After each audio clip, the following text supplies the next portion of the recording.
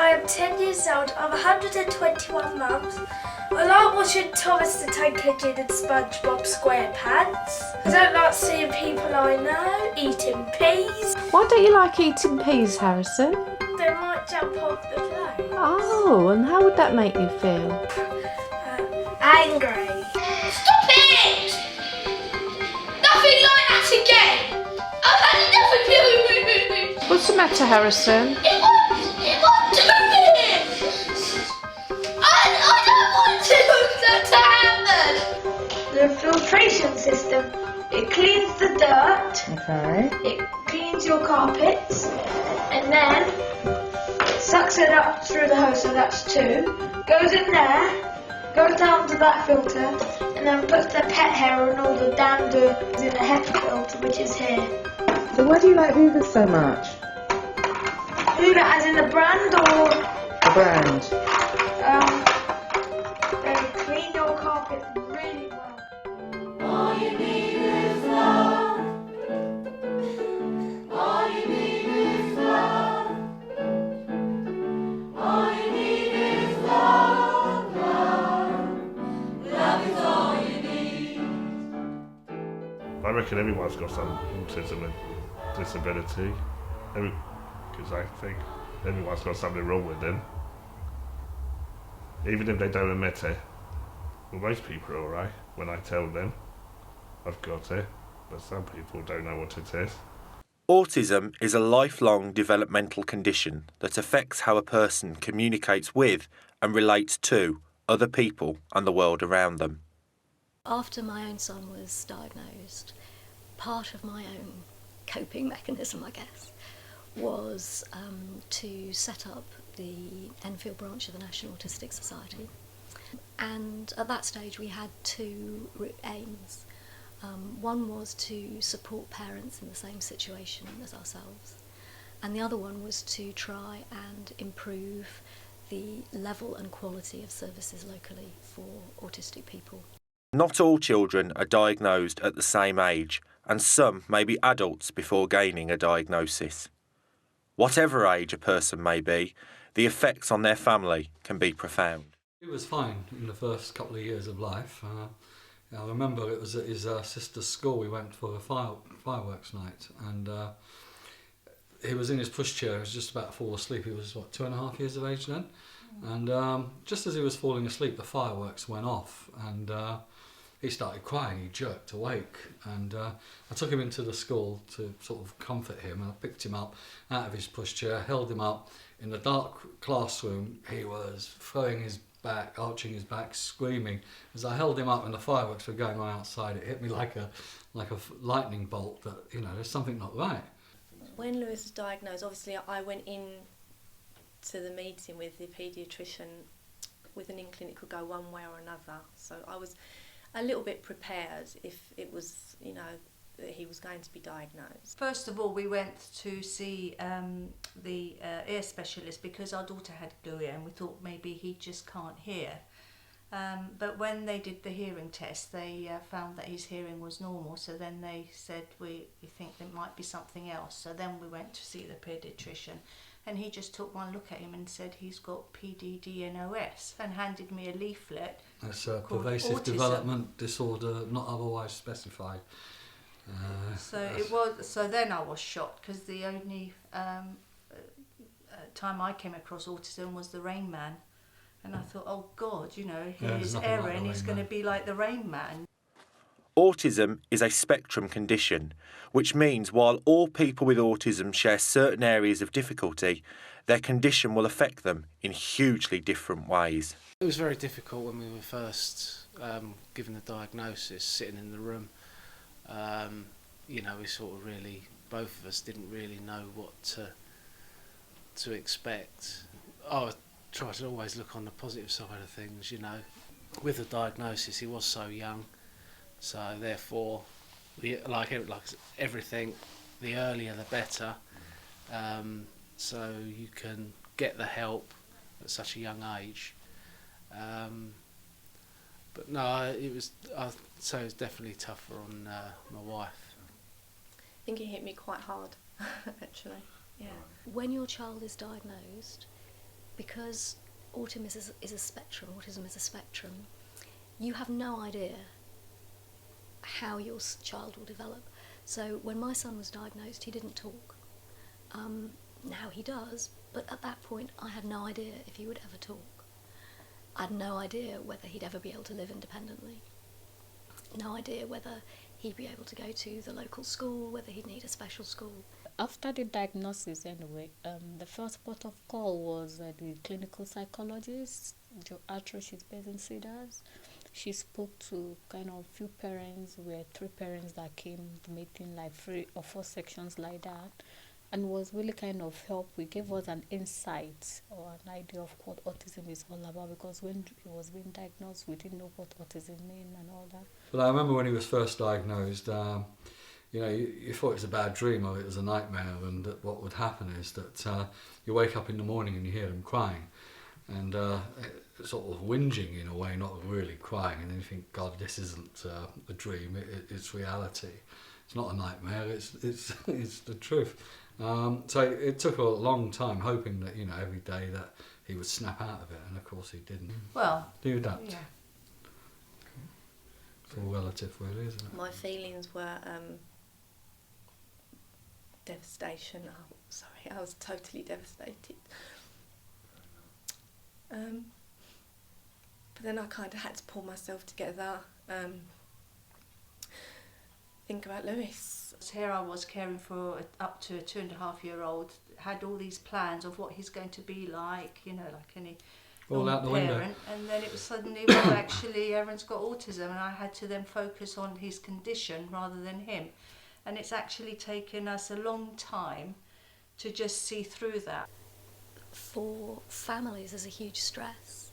There's the stress in the run-up to diagnosis, because by that time most families and most parents will have some sense that there's something different about their child, but they don't know what it is.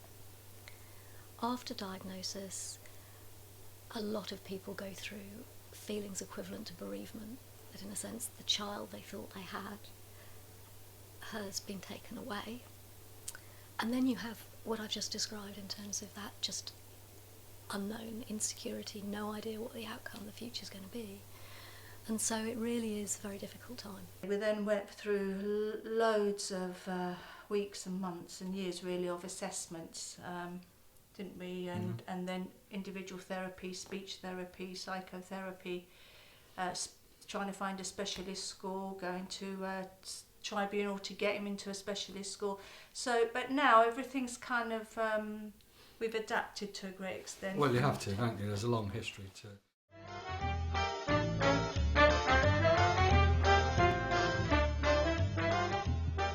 Help, there's something ties me up to a fence and switched on the lawnmower, and it's coming to get me. When I'm upset and I'm thinking of something, I think of, to solve the problems, it's making the book and the film containing the dealing with the bully. If helped to understand their condition, autistic children and young people can develop unique talents.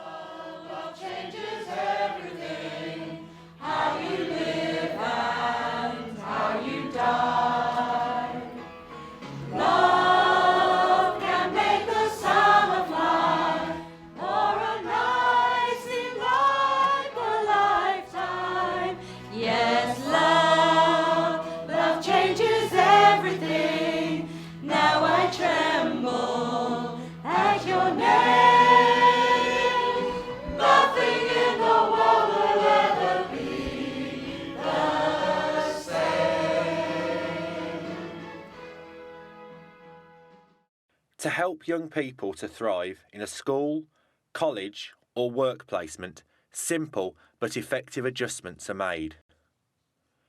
To increase understanding and the ability to interact with their environment, the use of visual aids, sensory stimulation, communication support and clear and consistent planning are important.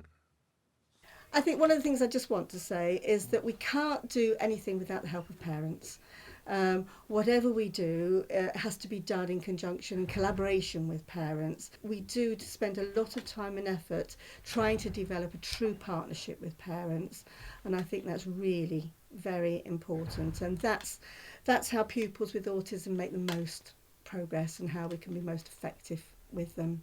Planning for change, especially the transition into adult life, can be particularly stressful for everyone involved.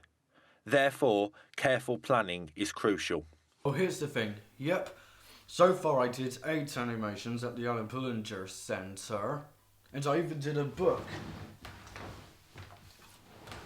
Here it is, the Eustropic Evil Bully. Wally is one of them, Tyler is the other one, Maria's the only girl in the family, and Clyde is another boy. He is fantastic. He is so clever and he knows what to do to get away from Leo. Suddenly, when he was 2.5 and we found out he was autistic, I felt that I no longer knew this child, Erin, as my child, because suddenly he has autism and I didn't really understand what autism was at that point. But now he's 18, I don't see him as a child or a young adult with autism. I just see him as Erin.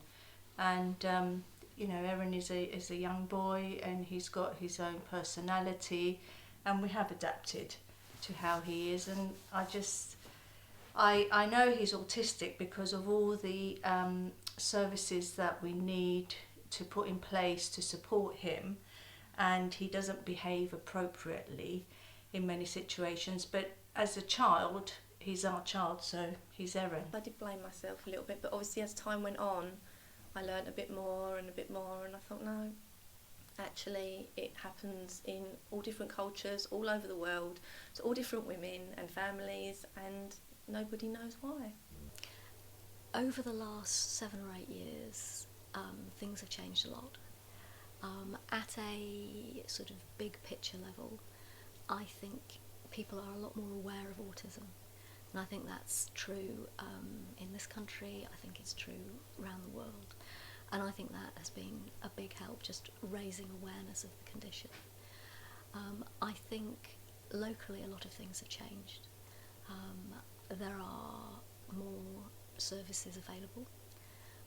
I think there is a greater degree of training for people who are working with autistic children, and a greater degree of understanding, I think, of the stresses that it puts on families. I get nervous and worried and anxious when I go on buses on my own sometimes, or trains. Social, educational and employment support are now more available as understanding of autism grows. The running competition that we had in Cardiff in March 2010, I was running the 200 metres, which I normally do when we go to running events. I also go to Kid the Kids, which is a disability group I belong to. I go on Mondays and I do this course called DELSIB, which is based at the Irish Centre, which is Employment and Life Skills Project. In the mornings we do like individual work, and I do maths, and in the afternoons we do group work. As a group, like we've done hobby work, talking about hobbies and stuff, getting jobs, work experience, which is good. Teachers in Enfield are keen to develop a greater understanding, particularly of the different ways children with autism learn and communicate. We think in words, but for not all people with autism, but most of them are visual thinkers and learners, and they tend to think primarily in pictures rather than words, and they have to learn words almost like a second language. And Temple Grandin said, there she is, I think in pictures, not in language. Pictures are my first language and words are my second language. The course covers what the core areas of autism, to try to give people attending some understanding of what it might be like to be autistic, to give some staff some insight not just into what autism is or might be, but how people with on the spectrum experience life in a busy mainstream setting. I think it's really important when the staff are in school working with these children that they have that understanding, not just of the condition, but how it impacts on children when they are at school, so that they can work with the children. I'm the secretary and a coach with Special Olympics North London. We're an organisation that provides sporting training and competition for people with learning disabilities throughout the UK. Our group operates mainly in the borough of Enfield, but we have some members from Barnet and Haringey. Well, it's the North London Special Olympics, and Peter and Rona DeMargo are coaches who coach us every week. And we come here every Sunday between 10 o'clock and 11:30. Normally in the winter we're indoors, and in the summer we're outdoors training. Yeah, it's good. Keeps you fit and healthy and motivated.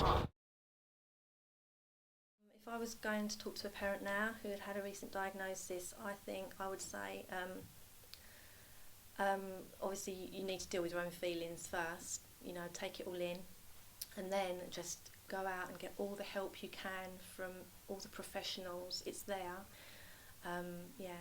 Just do everything you can for your child, because they do help and it does work. What I've found is that as Nicholas has grown up and as he has developed, I've wanted to follow him kind of on that journey, and I find it, you know, fascinating in one way to kind of watch that and see what I can learn from it. And actually I've learned as much from him, I think, as he has from me. You know, learning to, I don't know, enjoy the moment, not stress out too much about the future, believe that, you know, the future will come when it comes, a degree of acceptance. And I think those things have kind of kept me going. If you can talk to people that have an autistic child, absolutely superb way of getting information and help, advice, reassurance even. Just try it, because at the end of the day your concerns are for your child. I think I'd like to say to anyone who's got a recently diagnosed child is that you're on a journey, and that journey will have ups and downs, but at the end of the day what you have is a wonderful, beautiful child. And autistic children have some amazing talents and gifts to give the world,